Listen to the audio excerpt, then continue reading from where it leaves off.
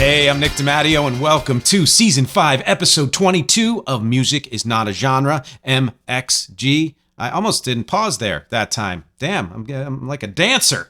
Thank you, as always, for watching and listening. Please consider supporting this podcast at patreon.com/musicisnotagenre. It's $5 a month, and you get so much more than just this podcast, so much more. Or you can support at anchor.fm/musicisnotagenre if you're more into the audio version, although you'd be missing this wonderful sartorial splendor here and the diorama. The public hub is youtube.com/@musicisnotagenre. where you get the podcast and playlists and live music, so many other things. My website is nickdimatteo.com, and please support and listen to my band REC, R-E-C, at recarea.bandcamp.com or wherever you stream music. Getting back to my website, nickdimatteo.com. If you go there on the homepage, right smack at the top is a brand new announcement. I have opened a merch store for REC and Music is Not a Genre t-shirts and pullovers and other shirts and some other weird ideas that I've decided to put on t-shirts. There are 10 different shirts right now in multiple colors and designs. So please, the link is kind of a pain to name because I haven't, branded it yet link-wise. So just go to nickdimatteo.com right there, click on the giant picture of the merch store. I'll also put the link down below. I think you'll find some things that you will enjoy. And now let's get to the topic this week. It's one I've been putting off for a while. Ever since I started the Death is Dumb series, this person has been on my list, and I couldn't figure out an angle for it, and that it's kind of appropriate. So the title is Death is Dumb 11, David Bowie, 14 Subtitles About Change, which right there tells you this is just fraught with conflict and confusion, and again, makes perfect sense based on the subject. I'm going to tell you what those subtitles were just for fun. Uncapturable chameleon, classified chameleon, classification chameleon. So that's that, the chameleon area. Music is not a genre, because that's pretty much, Bowie is the epitome of that. In a prism of his own design, a little too clever. Normal, not normal, not quite on the money. Constant equals change, or constant change, constancy of change, one constant, change. A pin-up you can't pin down, references his album, and his beauty. Something about restless soul, reality of illusion, reality is the illusion. I think those were 14. And then the 15th, of course, is 14 subtitles about change. And you can see how this all epitomizes not just how hard it is to classify David Bowie, but also my own personal kind of fraught relationship with Bowie. Bowie is somebody who has been in my life. His music has been in my life since I was a child.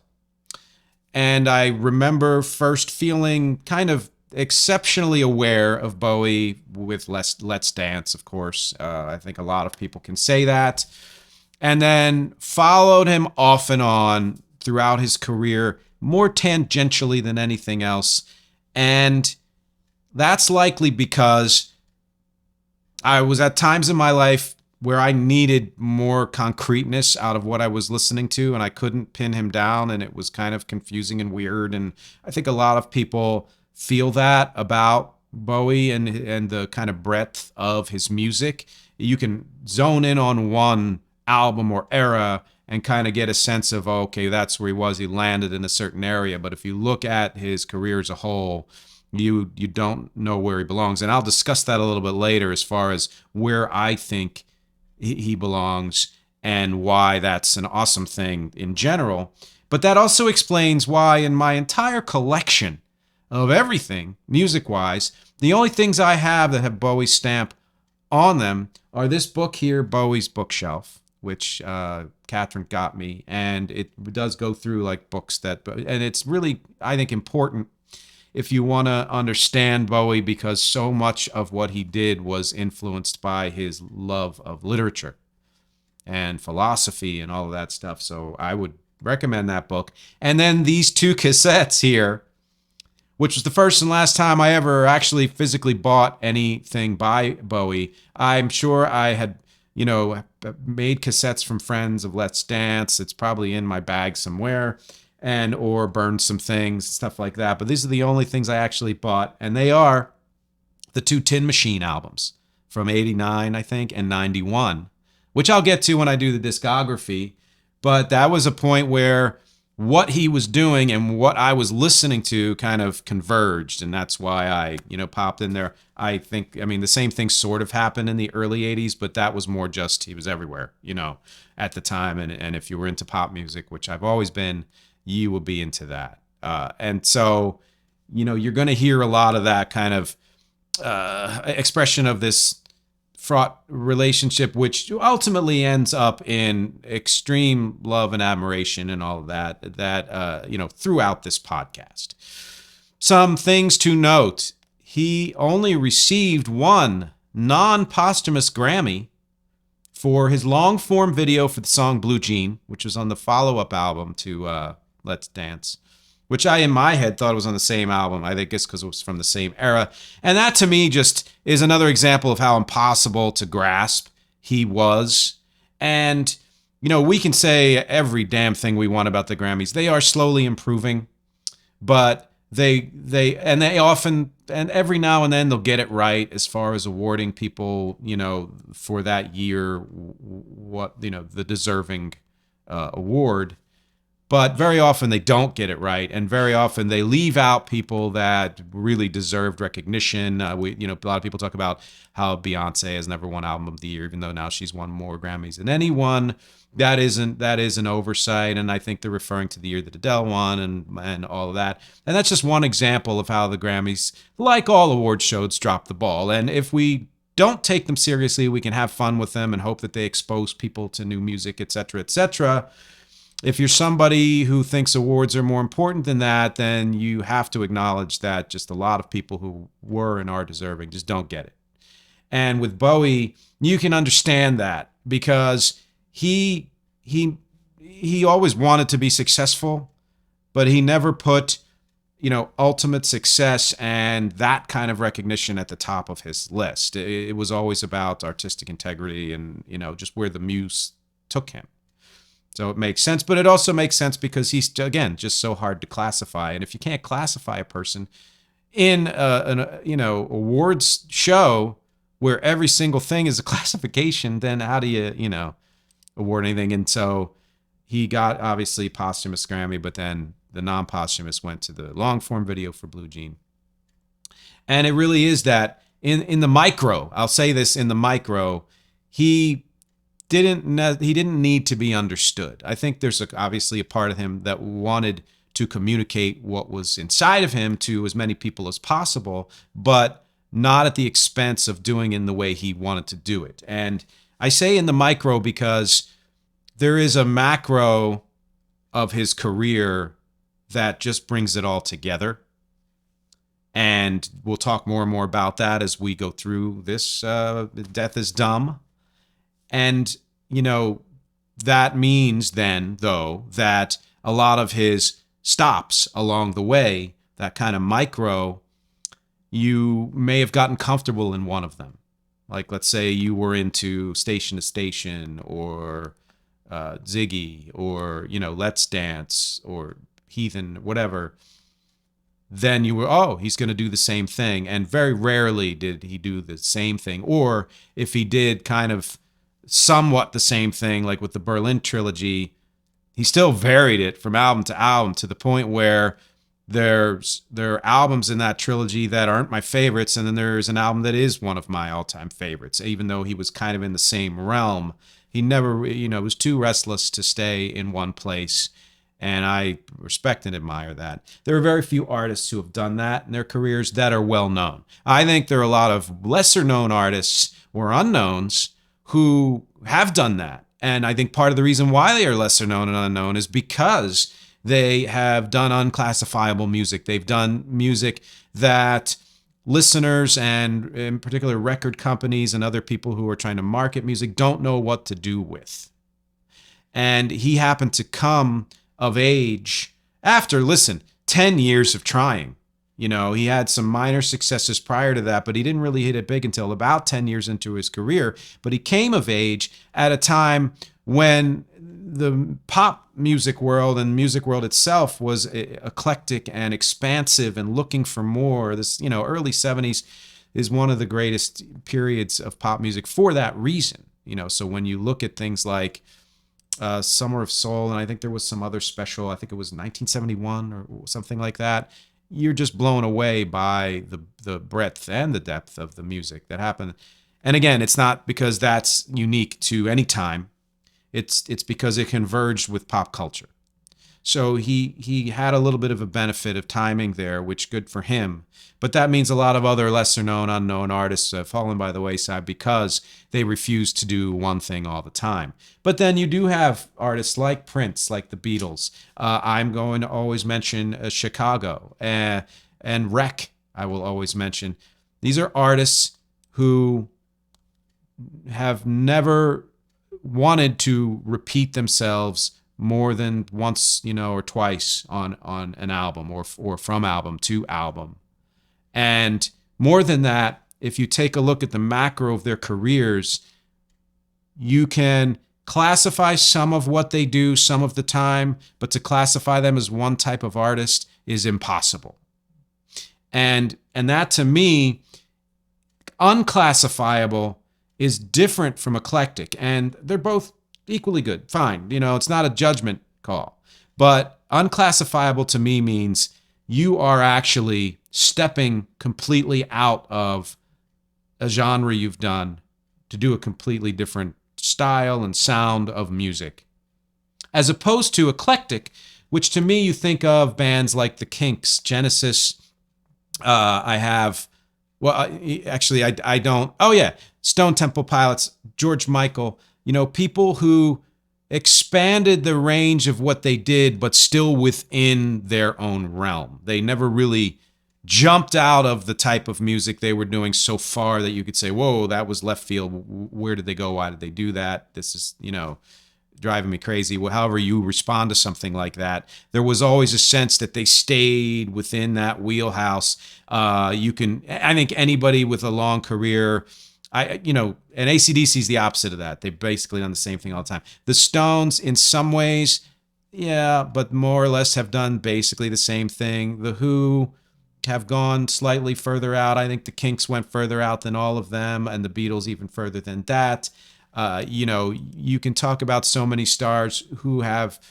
You can even say like Justin Timberlake, who did like a country album or whatever you want. Nothing he's ever done has gone so far afield that it was wildly different. And sometimes that's a great thing. Like when you talk about, George Michael doing kind of jazzy stuff along with his pop and funk and dance stuff, it worked really well that he still stayed within his realm.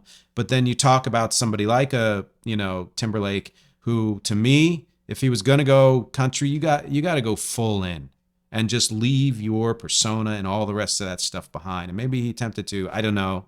But anyway, that to me is to just illustrate that there's a difference between being eclectic and being unclassifiable. People might mention bands like, I've seen online, people mention bands like Devo and Fish and the Grateful Dead. And yeah, super eclectic, but also I think very easy to classify. And again, not a judgment. That's just, and on top of that, David Bowie was someone, you can even say, Madonna, she's gotten pretty eclectic here and there, but never out of her wheelhouse, she's always her. And that's where I think someone like a Bowie or Prince is just so wildly different, even from the Beatles, or Chicago or REC. And that is that they also took on not just different kinds of music, but different personae, if you want to get, proper personas, and do it successfully, like really actually make a full living and be superstars at it.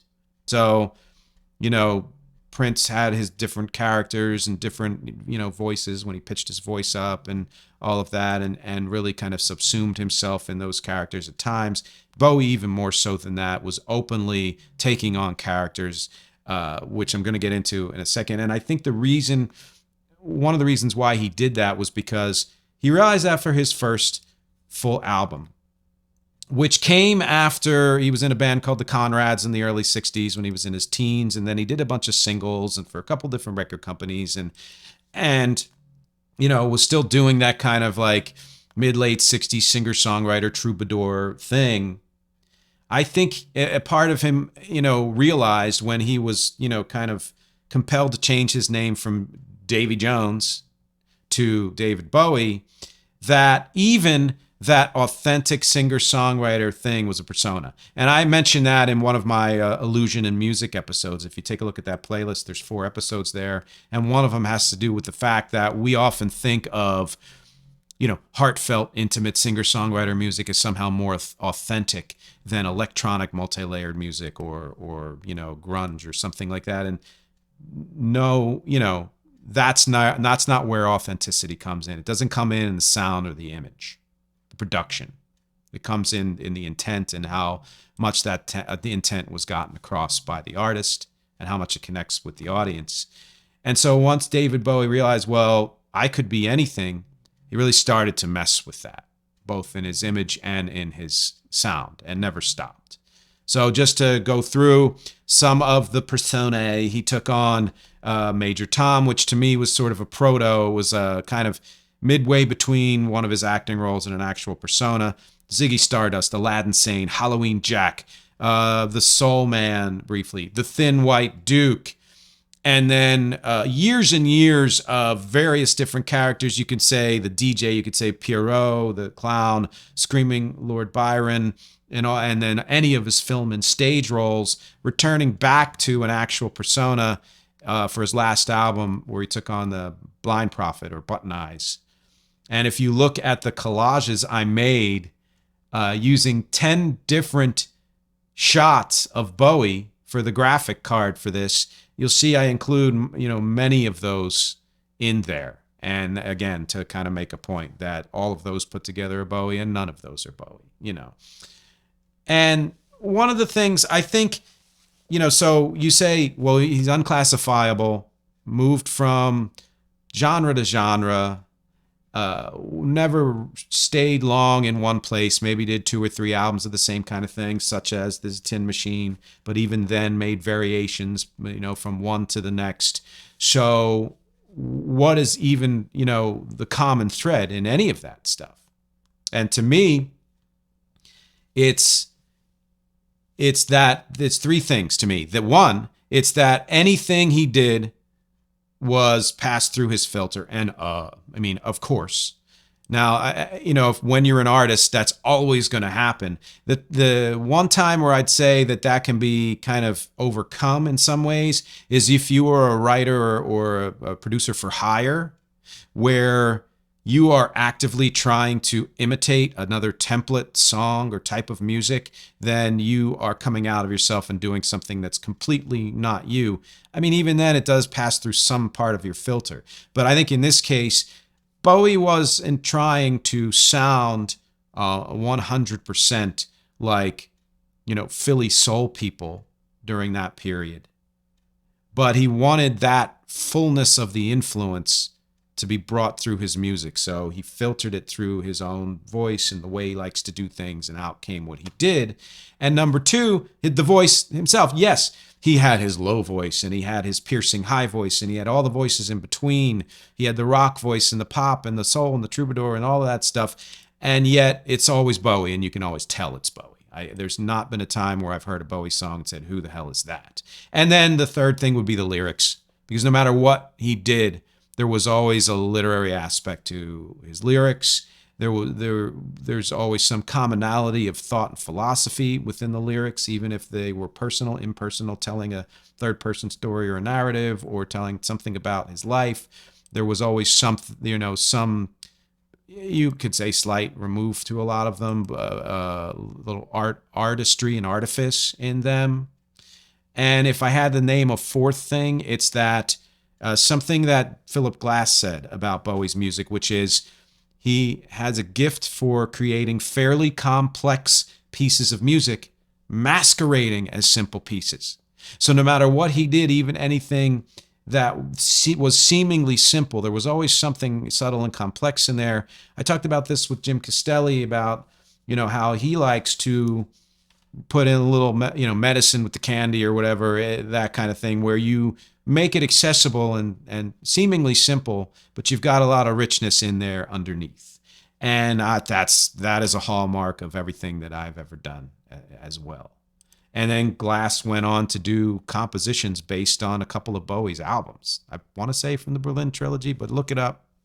And like Prince, in his own way, he shared the wealth with other artists. He worked with so many others. He had a big hit with John Lennon. He, produced, for Iggy Pop in the 70s. He had that famous Christmas song with Bing Crosby. He had the hit in the 80s with Under Pressure with Freddie Mercury. He had, I think, Dancing in the Streets with Mick Jagger in the 80s. He then worked with Tina Turner in the 80s. He worked with Trent Reznor and Robert Smith, and almost all of those were huge hits. Working with other people. He also worked with Cher and Lou Reed and Mark Bolan and David Gilmour, Arcade Fire, Billy Corgan, Morrissey, Alicia Keys, the band Placebo, Dave Grohl, to varying degrees. A lot of this was just live, and you can hear those live recordings, see them, YouTube and all of that. But nevertheless, he liked to collaborate in many ways. I mean, even Tin Machine itself was a collaboration. Excuse me. Before I get to the last part of this, and I know it's a lot, but there's gonna be more, which is the discography. I want to make mention of one thing. Bowie died in early 2016 at the age of 69. I don't care if any of you feel like that is old or older. It still sucks. I still, stand by my philosophy on this sub-series here that death is dumb and, robs us of all the brilliance and beauty and wonder and love that the people would have given to the world had they survived longer, however much longer that might have been. And of course, obviously robs that person of being able to do that and live a life. And that's just incredibly true for Bowie. But it came at a time, like right after Bowie died, Prince died, right?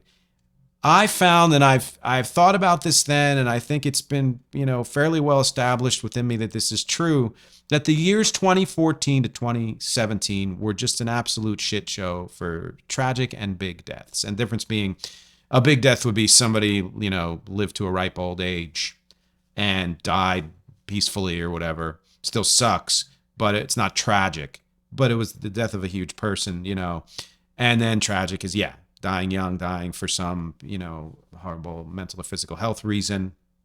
And here's what I'm going to do. I'm going to name a bunch of those big and tragic deaths from 2014 to 2017 to illustrate that. 2014 to me was kind of the canary in the coal mine year where you had and this is not music, but I think these two people are important. Robin Williams and Philip Seymour Hoffman die very unexpectedly and surprisingly. It was like just two huge spirits were taken out of the world, just ripped from the world. And it felt to me like something was changing, And then you had some other people like Phil Everly of the Everly Brothers, Pete Seeger, who was really old when he died, but it was still, he just was always around, and you expected him to be around forever. Frankie Knuckles, who's a house DJ pioneer. Tommy Ramone, one of the many Ramones who have died. And Joe Cocker, which was a big one for me because I always, I loved his voice and his quirkiness, and I loved his interpretations of Beatles songs as well. Then 2015, that's when things were accelerating. You had Scott Weiland, Chris Squire of Yes, Natalie Cole, huge shock there. Mike Porcaro, one of the two Porcaro brothers who died from Toto. Bob Burns, who was the drummer for Lynyrd Skynyrd, and we all hopefully know the tragedy of that band. Ben E. King, big one. When you were a kid in the 70s, 80s, and obviously before, Benny King was huge just for Stand By Me, and of course the movie Stand By Me, and you had that song, and there was so many throwbacks and retro things. Speaking of Kings, B.B. King died that year. Someone else you thought would always be around. Ornette Coleman died. James Horner, which I think was a car crash, and it was a huge shock, and if you're into soundtracks and scoring and on movie music and all, that was a big one for you. And then another actor, Maureen O'Hara, which so somebody I always was into from the time I was a kid, whether it was for Miracle on 34th Street or oh damn, that Irish movie. I don't know why I am forgetting it. You can put it down in the comments with with what's his name. Oh geez, I'm forgetting. The big never mind. That was a crash and burn right there. Let's just say that. Alain Toussaint, also in 2015, Filthy Animal, whose name was Phil Taylor, was the Motorhead drummer. I think that was slightly before Lemmy died. And then 2016 is when it was at its full-blown peak. You had Prince die and Bowie die. Glenn Frey died. George Martin was a big loss. Phife Dawg from A Tribe Called Quest. Prince B from PM Dawn. I had no idea that Prince B was dead until I did all this research. And that sucks. And he died in 2016. Leonard Cohen died in 2016. Another big one. And George Michael. Again, just tragedy. And George Michael, to me, was similar to somebody like a Weiland or a Chris Cornell, who you thought that they had gotten over their issues. They got into their 50s or close to it, and then you realize they didn't. 2017 then was the long trail off. And again, it's not that every year doesn't have its big and tragic deaths, but I just really believe this period was exceptional. Chuck Berry died in 2017. Chris Cornell, Glenn Campbell, right after his big kind of final comeback. Walter Becker of Steely Dan. Grant Hart of Husker Du. That was kind of a big one for me. Valdir de Oliveira, who was the percussionist for Chicago for many, many years. So that was, I believe died on stage. And I actually plan to do possibly at some point either a short or full, probably a short podfast on tragic drummer deaths. And it was kind of amazing when I was researching that, how many people of them died on stage, and how many just musicians in general have died on stage. In 2017, Tom Petty, another ridiculous loss due to, oxy or fentanyl or whatever. Fats Domino, Malcolm Young of AC/DC, David Cassidy, Pat Denizio of the Smithereens. And when I did the Smithereens episode last season, again, I had lost touch with him, didn't know he had died. So it was pretty sad. And then Chester Bennington of Linkin Park. So getting to the discography, I will say this. Yes, I've had an off and on relationship with Bowie. So that means that there were times where I wasn't into his music. I wouldn't have listed him as a heart artist, in that A to Z list until recently. And came to him the year before he died. There was a great documentary, and that was when I think he knew he was dying, and so a lot of this stuff was coming out, and that's when I really dove in. And it was one of those things where, just like with George Carlin, right before he died, I was like, I've missed out on a lot of amazing things because I just haven't taken the time and attention to focus on their work, and let me do that before it's too late, in a sense. And that's what I did here with Bowie. And then when he died, he was the first ever official chronography I did, which, if you don't know what that is, it's an MxG term meaning listening to an artist's primary catalog in chronological order. So the discography in chronological order. That's where I get that portmanteau. And, you could see I have a list of over 50 chronographies I've done. And it's not that I didn't listen to full catalogs before then, but that was back when you had to buy CDs or cassettes or albums.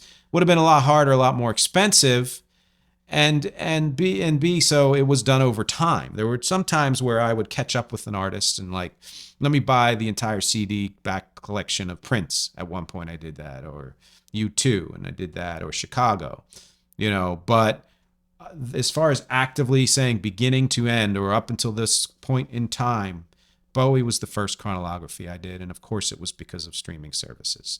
So let's get to this discography. And I say all that because I don't know all of these albums as intimately, even though I've heard them all. But I wanted to make some comments from each one because I think they're worth illustrating. So, his first official album, David Bowie, in 1967, was orchestral chamber pop. And I'm going to mention the style for all of these because I just want to show how many different styles he went through and how awesome that is. A couple of signature songs there were Rubber Band and Love You Till Tuesday, but it was essentially a failure. He changed record companies and put out another album called David Bowie in 1969, which was reissued later as Space Oddity. And of course, that title or kind of title track was an awesome, awesome song. And that's kind of characterized as psychedelic folk rock. So it has, a little bit of what he did in 67, but branching it out more broadly in that sense, but also bringing it back to that kind of acoustic sound. And then the year later, The Man Who Sold the World, which I think is really when a lot of attention started to be placed on him. Although I wouldn't say it was his big breakout. 1970, which was just hard rock, and that title song, of course. And you can always think of the Nirvana cover, which was an awesome cover of that. If you watch my covers episode, I think I actually even said that. I don't remember if I said it was a tie or if Nirvana's version was better. I think I might have said that, but look it up. The covers and originals challenge, I think it's called. And then 71, Hunky Dory, which was kind of mellow pop rock, melodic art pop. It was kind of a similar to the first two albums, but obviously with changes, including the song Changes and Life on Mars. And to me, I think this was his first truly great album. And I could listen to Life on Mars every single week, not just because it was featured in both the British and American versions of the TV show of that name, although that's probably when I really fell in love with it. But it's just an awesome song, and it's a fun song to sing as well. And then the following year, I think you would call this his big breakout, which is when he just finally decided, I'm going to go full persona and just, allow my love of theater and all of that and storytelling to take over. The Rise and Fall of Ziggy Stardust and the Spiders from Mars in 1972, which was glam and rock and proto-punk, really. And to me, proto-glam, too, because I don't think a lot of people were using the word glam back in 72. It would have been a little bit later.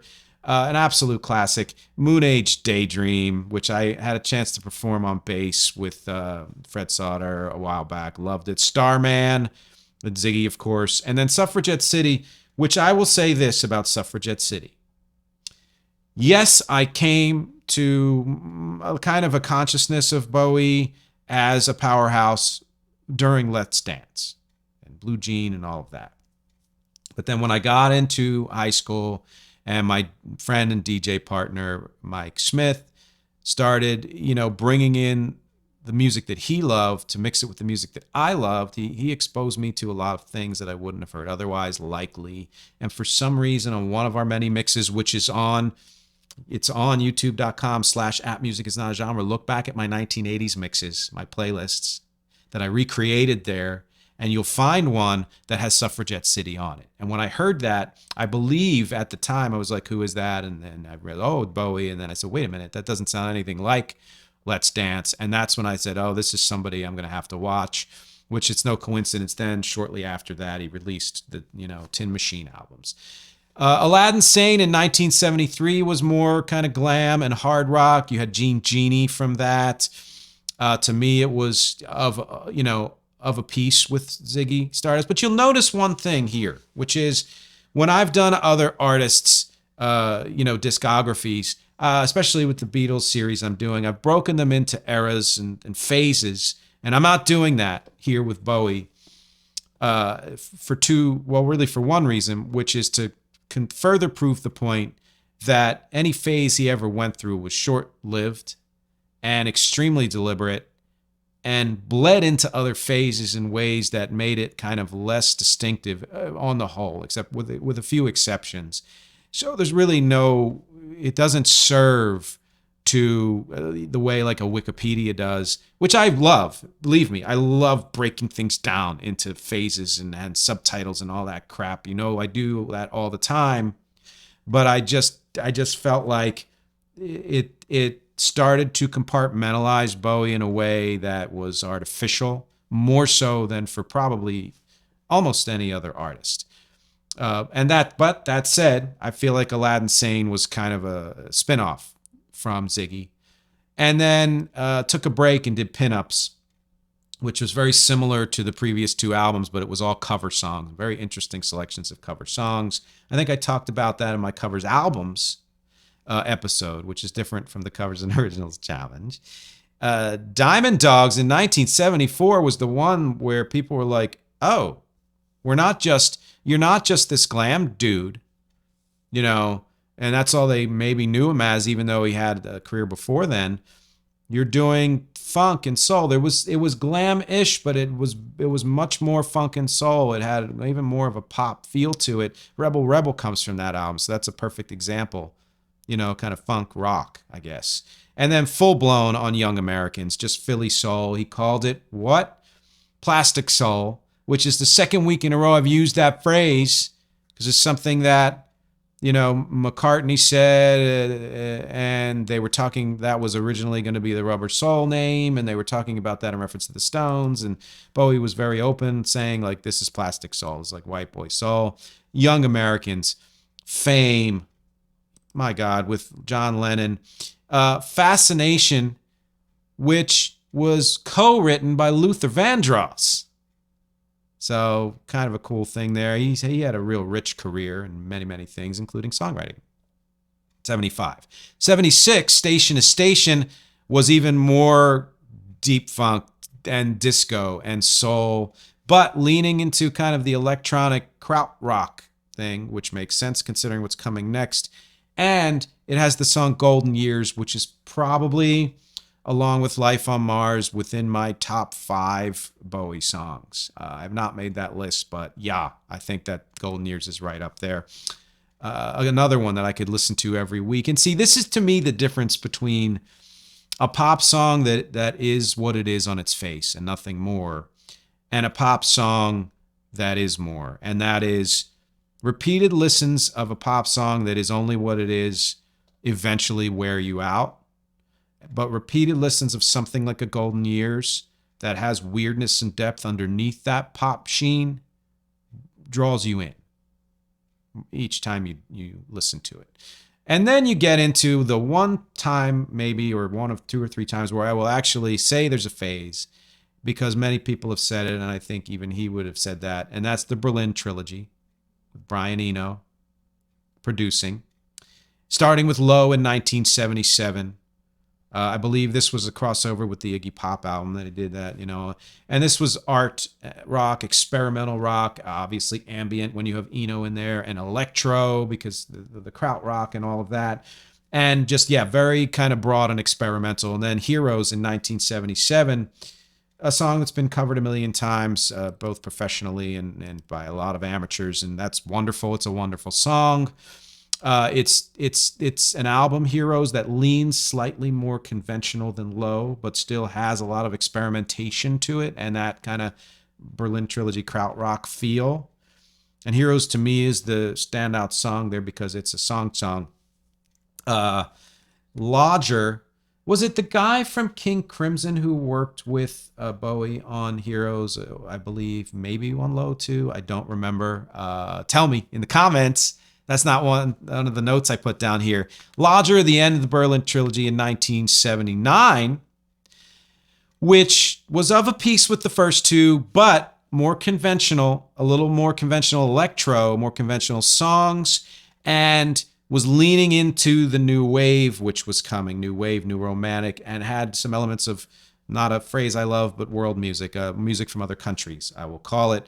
And even though it's part of the Berlin Trilogy, this to me just rises fully above the first two albums and to one of my top favorite albums of Bowie of all time. And what's interesting to me is that Eno used, and I think he might have invented these near around this time, this card set that he created called Oblique Strategies, which, don't know, was so dumb. I once bought it and then sold it, and I think I'm just going to go ahead and buy it again. But I think the premise there is you pull a card out of the deck that has some weird idea or objective, and that'll be the driving force of the next thing you do. Then you do that, then you pull out another card, and that'll be the next driving force. And it adds some randomness and also a little like paradoxically determination into what you're doing. And I think that's kind of cool. And obviously it worked on Lodger. And then Scary Monsters and Super Creeps in 1980 just went full on new wave and post-punk, which those two are always related, new wave, post-punk, as far as I'm concerned. The songs I love on this title song, Scary Monsters, Ashes to Ashes and Fashion, another fave of mine, and because the late 70s, early 80s have always been a huge touch point for me as far as production and the types of music that were being produced and created back then. So it makes sense that Lodger and Scary Monsters would be favorites of mine.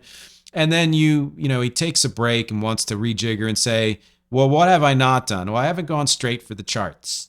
I've gotten the charts, but let me go straight for them and work with Nile freaking Rodgers, Chic, and so many other things. Create Let's Dance in 1983. Again, this is where I came in as a fan. And it's dance rock and pop and new wave. And, you've got the title song, Let's Dance. But then you listen to songs that were also hits like Modern Love and China Girl, which I learned was an Iggy Pop song that he covered.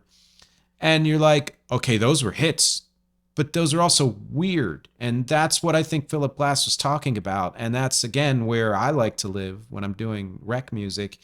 And a lot of what Prince did, was just, and certainly quite a bit, at least, of what the Beatles did, was to allow yourself to get weird and esoteric within the confines of a well-structured and accessible pop song.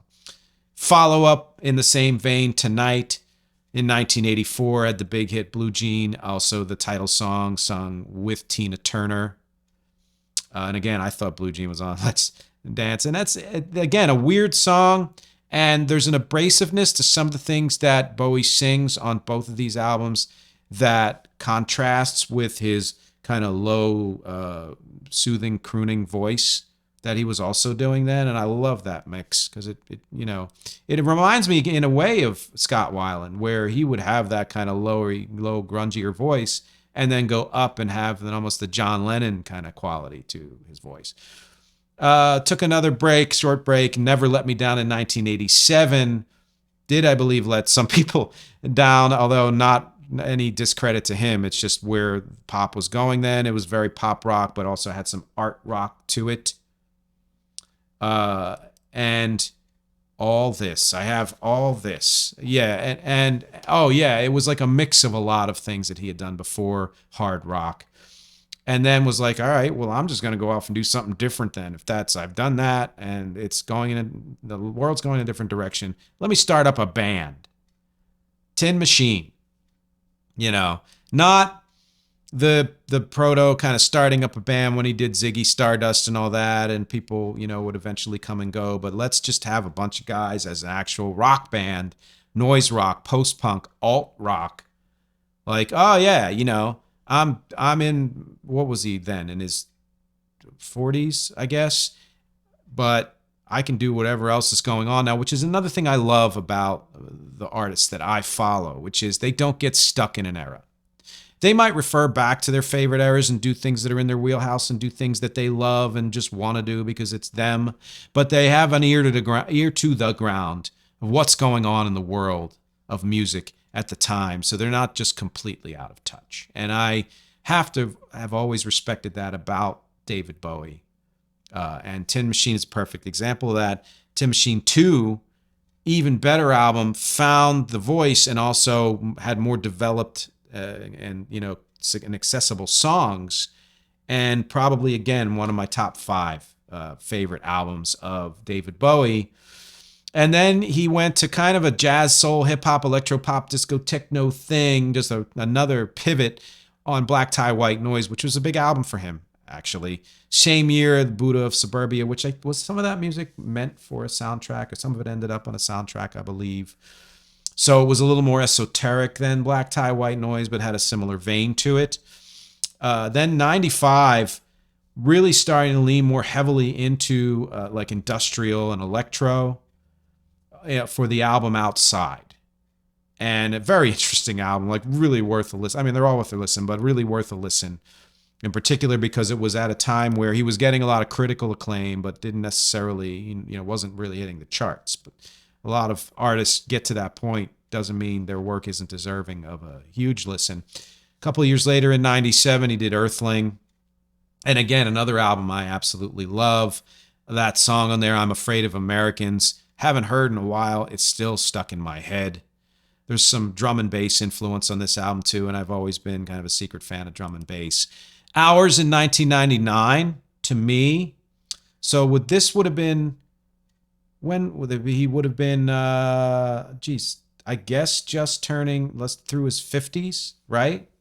And it to me is his first album where he was truly looking back, truly saying, here's what I've done before. Where am I now with it? What would it sound like now? So it has the folk rock of his early period, the soul of that middle 70s, and the pop of the, let's say, the 80s, and puts it all together. And really one of those albums like what I mentioned last week, Beatles Yesterday and Today, where it's eclectic in a good way. So this isn't, yes, he's unclassifiable, but I'm saying this particular album is just super wonderfully eclectic. Heathen in 2002, another critical darling. And again, a little of everything he'd ever done. And another great mix. So these are two albums where it was like, I'm checking in with where I am now, but also doing sort of a retrospective while not repeating myself in any significant way or being a tribute, to myself or any of that, like a lot of older artists do. The following year, Reality was what many people thought would be his last album. It was just, again, he's like, I've done what I did. I'm going to do straight ahead rock. And I remember enjoying this too. And what I love about artists who bounce like this is that you may lose their thread, but if you come back to it, you eventually realize how refreshing it is that they just change everything up every so often. And I think I felt that way about Reality. And then he had a heart attack, and it wasn't certain, A, whether he'd survive, and B, whether he'd ever do another album again. He performed, but he was recovering physically and also, I think, just reassessing a lot of things life-wise. There was during that period, or maybe just after that, when a good friend of mine, whose wife was part of a dance troupe, went to see a show of that dance troupe, and it just turned out that Bowie's daughter was in that troupe as well, and he was sitting like next to her in the audience, just kind of very chill. It would have been in the late O's, early teens, I believe, in here in New York, by the way, where he lived, And so then it took 10 years for another album to come out, and that was The Next Day in 2013. And another solid mix-up of styles. Kind of like, here I am, I'm in my 60s, I'm going to do whatever the hell I want. The only reason I'm doing this is for the love of it, So I'm just going to do everything and anything. And then, of course, you come to Black Star in 2016. Done and completed before he died, and singles were released, but then released mostly posthumously. And it was a more focused mix of styles than The Next Day. And of course, a lot of that focus came from, his death and knowing that he was going to die soon, being all over that album. And just the creepiness of Button Eyes is overtaken or overshadowed by how just personal and deep and heartfelt and yet presentational. It's laid back and kind of very self-assured, but also super urgent, and just tears at you in just all the best and worst ways, And to end a career like that, and even he said it was a kind of a gift to the audience to say, well, I'm not going to be here. Here's my last thing for you. Death is just fucking dumb, And my summary of all this is that, to me, Bowie was two very specific things above all. One is he was always what he wanted to be. There was never a time in his career where he didn't present and do what he wanted to do. And I mean, if he were alive, talk to him, he might say, oh, well, I did this song, blah, blah, contract, or blah, blah, working with an artist. But those are minor kind of incidences that don't really even reflect or define that particular period of whenever they came out. He was always what he wanted to be. And number two, he was at some point everything anyone wanted to see him as. Whether you wanted him to be an artsy dude or a theatrical dude or a rock dude or a pop dude or a funk dude or, a band dude or a solo dude, and just keep on and on and on. He was always those things. And that to me, and he was successful at it. And that's the amazing thing, is that he did all this and defied really the industry. And a lot of the people's ability to absorb music are often constrained by, again, jumping from style to style. People make a slight shift, like Dylan going from acoustic to rock, and people just blow the tops off. Like, how could you do that to us? So for him to be this successful at it, again, looking in the macro, but even some huge micro successes, he is the paragon of what amalgamated music sounds like, all its forms of loyalty to inner truth, of challenging yourself, of being restless enough to say, well, I've done this well, but what if I add this to it? Or what if I throw all of it out and do this instead? Of constant motion and of self-determination. Just all huge things in my world, and I think should be huge things in everyone's world. And that to me is how I can say that if there's one way to classify everything about Bowie, it's that change is his constant. Why I went through all those subtitles. None of them quite worked. But though that to me, you can look at, let's say, same thing like Prince's career and say change was his constant and self-challenging and all the same things I just mentioned with Bowie. And so, like, historians decades from now can look and say that body of work has fusion to it, has cohesion to it. Which gets you, of course, to the last part of every episode. The song that I'm spotlighting this week is a song called Silence of the Disabused. I had done a song on Symphony for the Weird, which is this song is also on that album, called Wonder Wonder, which to me was, I wrote it as part of a 3-song piece when I was heavily influenced by Bowie in the early teens, and then didn't develop it until Symphony for the Weird in 2020. And that one, if you listen to, is just huge Bowie, right? But I've spotlighted already, and one of the things I'm trying to achieve here is to not repeat a Spotlight song, and you can check out the playlist of all the Spotlight songs on youtube.com/@musicisnotAgenre. Songs featured in Music Is Not a Genre, I think it's called, or something like that. Silence of the Disabused was written for a film. It was written almost entirely on the phone while I was talking to the film's director, and then fleshed out after that, obviously. And it has a very kind of Space Oddity feel to it. It's based in acoustic music. It has some kind of like, world influenced drums and percussion. It has an etherealness to it. There's some slight psychedelic, qualities to it, but generally it's a kind of a straightforward art folk song in a way, but very urgent.